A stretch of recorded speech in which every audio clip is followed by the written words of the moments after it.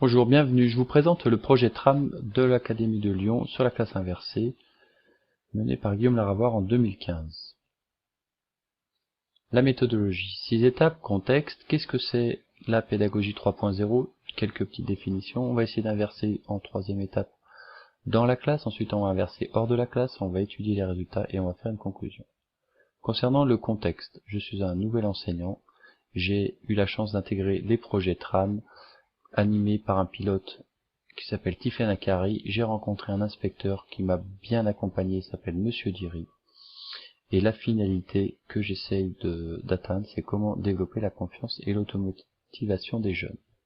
Je suis dans un lycée technologique où les parents sont de catégorie socio-professionnelle supérieure, très peu au chômage, et c'est les parents qui accompagnent leurs enfants, c'est-à-dire que la moindre difficulté avec un enfant, et je leur ai envoyé un mail aux parents, et dans la foulée, je rencontrais les parents. Donc ça, c'est un contexte atypique.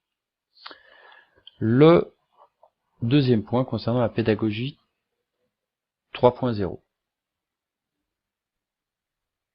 Qu'est-ce que c'est la pédagogie 3.0? C'est une pédagogie qui est autogénérante, où tout le monde contribue, tout le monde produit. Et en fait, le professeur se conduit comme un guide, comme un accompagnateur, et il demande de repenser, ça nous demande de repenser les tâches de l'enseignant.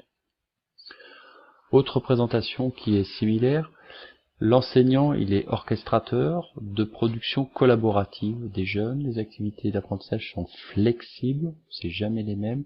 Les jeunes sont bien en réseautage social et l'évaluation, elle est appropriative. C'est les jeunes qui s'approprient l'évaluation et ils deviennent très autonomes. Troisième étape, on va essayer de inverser dans la classe. L'inversion dans la classe, qu'est-ce que c'est? En fait, j'ai mis l'engrenage dans du TED, dans du Socrative, dans du Padlet, dans plusieurs outils qui m'ont fait que les jeunes sont en situation d'apprentissage dans la classe. Aussi, ils ont voulu créer des groupes Facebook, ça fait que quand ils sont en cours, ils ont produit quelque chose, ils mettent l'information sur Facebook, même pendant le cours. Ils peuvent s'envoyer des mails, ils travaillent sur Padlet. Aussi en cours, on a une chaîne YouTube, j'ai créé une chaîne YouTube où les élèves peuvent aller dessus en TD, notamment quand ils ont fini leur travail, ils ont le droit d'aller sur la chaîne, mettre leurs écouteurs et regarder des vidéos de plus ou moins grande longueur. Mes collègues, ils en pensent quoi? Ils pensent que on gagne du temps, ça permet de développer l'autonomie des élèves, ça développe l'épanouissement des élèves. Le professeur, il a un feedback immédiat, il est en autocorrection, on gagne du temps, c'est idéal pour la classe inversée, on gagne du temps, on gagne du temps, on gagne du temps.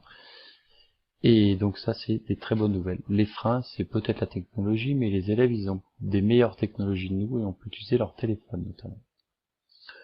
Côté élèves, bring your own device, ça veut dire que les élèves viennent avec leur appareil numérique en cours. Et en dessous, j'ai une vidéo d'exemple de travail en classe où il y a 35 élèves. Les jeunes travaillent, ils essaient de répondre à des questions. Et en fait, la réponse se fait sur le téléphone. Et c'est l'application Socrative. Et en tant que professeur, on collecte sur Excel les réponses des élèves. Et ensuite, on valide leurs bonnes réponses, uniquement les bonnes. On ne discrimine pas celles qui sont incomplètes et imparfaites, on les garde quand même, on diffuse ça aux élèves et c'est leur document de travail pour réviser à la maison. Ils travaillent ensemble, en coopération, ils ont le droit de se tromper, ils ont surtout le droit de réussir.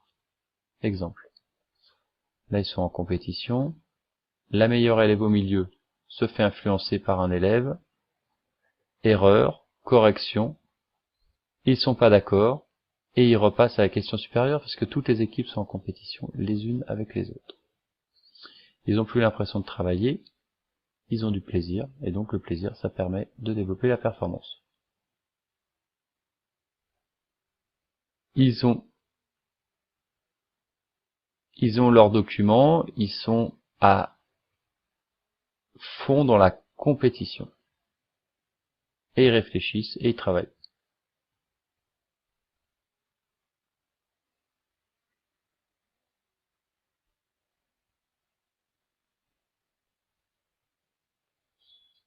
Ok, c'est un peu la même chose sur cette vidéo. On voit les jeunes coopérer. Alors là, ce sur qui on est en train de zoomer, c'est intéressant. Celui de droite, il aide la fille qui a tout le cours, le résumé du cours, les annexes, etc. Celui qui est à gauche, dont on voit le bras, on a l'impression qu'il travaille pas, mais là, il vient de donner la réponse, à l'instant. Il a donné la réponse. En fait, tout le monde travaille. Comment je m'organise pour la classe inversée? Les élèves font l'appel électronique, comme ça, je suis en situation d'accueil. Les élèves se placent en classe et ils font un plan de classe. Chez les directeurs informatiques, c'est-à-dire que les jeunes sont à la place du professeur et produisent. Le professeur est juste là pour valider. Quand il y a une question, s'il y a une question piège, ils vont chercher la réponse. S'il y a à montrer un schéma, ils vont chercher le schéma dans les manuels. S'il y a une vidéo à mettre, il y a le directeur informatique, il a la vidéo, il sait à quel moment la mettre. Si ça ne marche pas, c'est de sa responsabilité. C'est plus le professeur qui importe à faux. Chaque fin de semaine, on fait les bons de sortie, c'est un moment de silence où le jeune, pendant 5-10 minutes, va noter des choses. Colonne de gauche, ce sur quoi il est sûr d'avoir appris. Au milieu, ce sur quoi il a des doutes. Il a l'honnêteté de dire, bah là, j'ai pas compris, j'ai pas suivi. Et à droite, qu'est-ce qu'il aimerait approfondir? À droite, ça me permet de préparer mes cours qui suivent. Et le lundi, le cours d'après, je fais croiser ceux qui savent pas. Je vais demander que ceux qui savent donnent des réponses à ceux qui ne savent pas. Et je porte pas de jugement sur les élèves qui savent et qui savent pas. Ils se rendent service. Concernant la version hors classe, je suis habitué à travailler avec l'application ed.ted, inspirée de TEDx. Donc ici, on a un tuto qui est en ligne. Je peux vous expliquer si vous voulez et vous donner toutes les informations pour monter les vidéos. C'est assez simple. Moi, en tant que professeur, j'ai une évaluation de la réussite des élèves. Exemple, je reçois ça, je sais que j'ai 28 élèves qui m'ont fait le Socrative. Que tel élève, donc là en l'occurrence c'est moi pour vérifier que ça marche, qui a répondu à 9 questions sur 9 du premier coup. Et il a répondu dans la colonne de droite, Open Answer, une question ouverte, une réponse. Et j'ai ça pour mes 28 élèves. Donc moi en tant que professeur, je vais pouvoir très rapidement évaluer les jeunes sur leur capacité à réussir, parce qu'on ne peut que passer aux questions suivantes si on a bien répondu aux questions. Je peux aussi communiquer avec les élèves avant le lancement du cours, une question qu'inspire cette vidéo sur l'entreprise, etc. Et moi je communique, je complète, tiens, luxe. J'aurais pu mettre luxe, cher élève. Là pareil, tu as mis le mot qualité, bravo. Donc c'est pas long à corriger et les jeunes sont motivés. Côté élèves, j'ai fait des interviews d'élèves, on va les écouter. Donc là,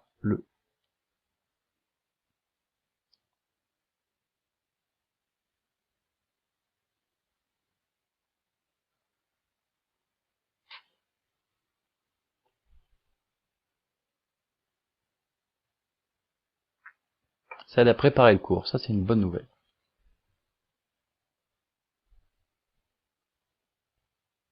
Normalement ils font ça chez eux, évidemment, je vais pas chez eux, donc là on a simulé.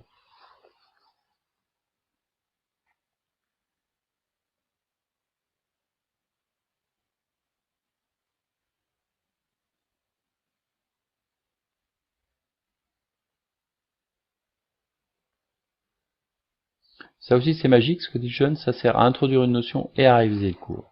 Double avantage du TED. Et il faut les motiver aussi.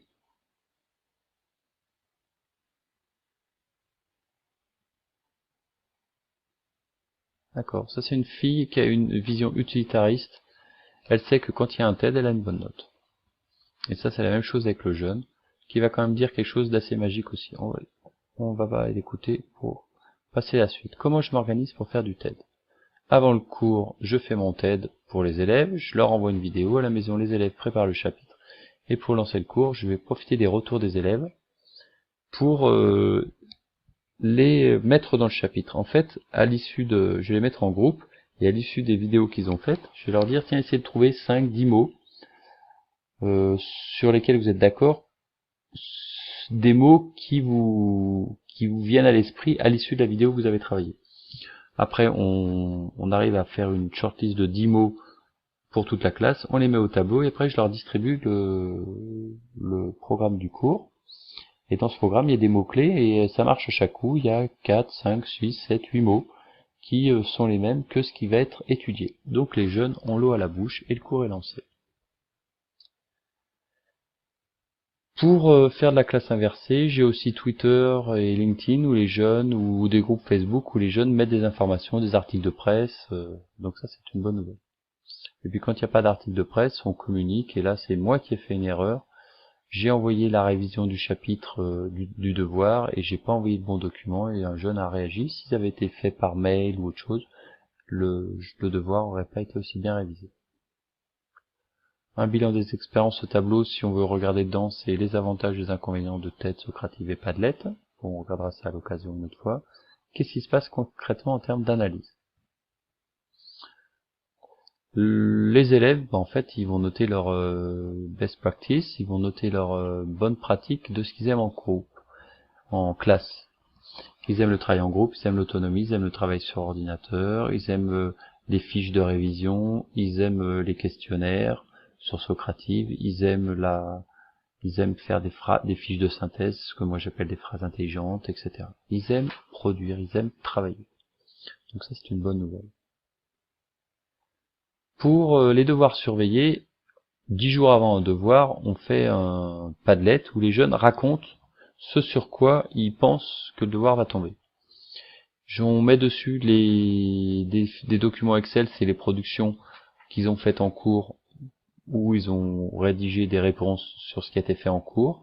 Et donc à l'issue de ça, ce document s'ouvrira chez eux et ils auront 7-8 documents dedans qui leur permettront de réviser le devoir. Et c'est plus le prof qui dit réviser le chapitre 8, 9, 10, 11, c'est les élèves qui vont dire qu'il faut travailler non pas le chapitre 7, 8, 9, 10, 11, mais les 12 points clés ou les 25 points clés les plus importants du chapitre 8, 9, 10, 11. Côté parents, qu'est-ce qui se passe?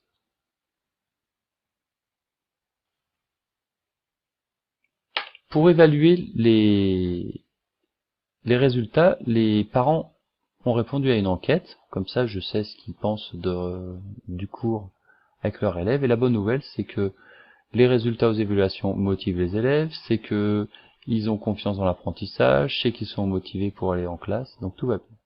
Et ensuite des questions ouvertes, et c'est la bonne nouvelle, ils aiment bien que le professeur fasse participer les élèves trop discrets, qu'ils maintiennent la confiance, qu'ils les encouragent, qui aident les élèves à réussir en toute liberté, etc. Donc ça crée la connivence avec les parents. Et la première ligne, que le professeur incite tel élève à questionner ses parents, bah oui, parce que je leur dis qu'ils ont des parents et qu'ils en profitent pour leur poser des questions. Côté élève, je fais la même chose. Et je leur pose des questions. Est-ce que je les encourage? Oui. Qu'est-ce qu'ils préfèrent avec le professeur? Il nous montre qu'il n'est pas supérieur, il est optimiste, on peut corriger ses erreurs avec le professeur, on peut réfléchir, on peut partager, on peut échanger, on peut apprendre, les cours sont interactifs, etc. Et ça, je le fais tous les 2 mois, et ça me permet de progresser. Et concernant les réponses, on va regarder les axes de progrès concernant un meilleur cours. Le dernier paragraphe, par exemple. Les jeunes, à un moment, je me pose la question s'il fallait travailler en îlot ou pas. Les jeunes me disent, bah, continuez les îlots, continuez les TED, continuez les Socratives. Faut mieux s'organiser dans les îlots. Bah, la solution, mieux s'organiser dans les îlots, c'est eux qui s'organisent à ma place. Force est de constater qu'ils sont meilleurs que moi. Et qu'on continue à approfondir les TD, qu'on continue sur l'informatique, faire plus de vidéos. Donc faire plus de vidéos, c'est plus de TED, hein. C'est les élèves qui me disent de progresser. Donc c'est magique. La connivence motive les élèves m'envoient des mails, j'y réponds évidemment. Et en conclusion, qu'est-ce qui se passe? En fait, on se rend compte que l'apprentissage, il se fait surtout avec ce qu'on ne voit pas en tant qu'enseignant. Qu'aujourd'hui, il y a tellement d'informations que l'enseignant, il doit faire avec. Donc il est important de faire plutôt que de montrer. On doit oser être en mode de mouvement perpétuel. Le niveau monte, ça c'est vrai. Conclusion des élèves, mon professeur cherche à nous faire réussir en permettant d'avoir de bonnes notes.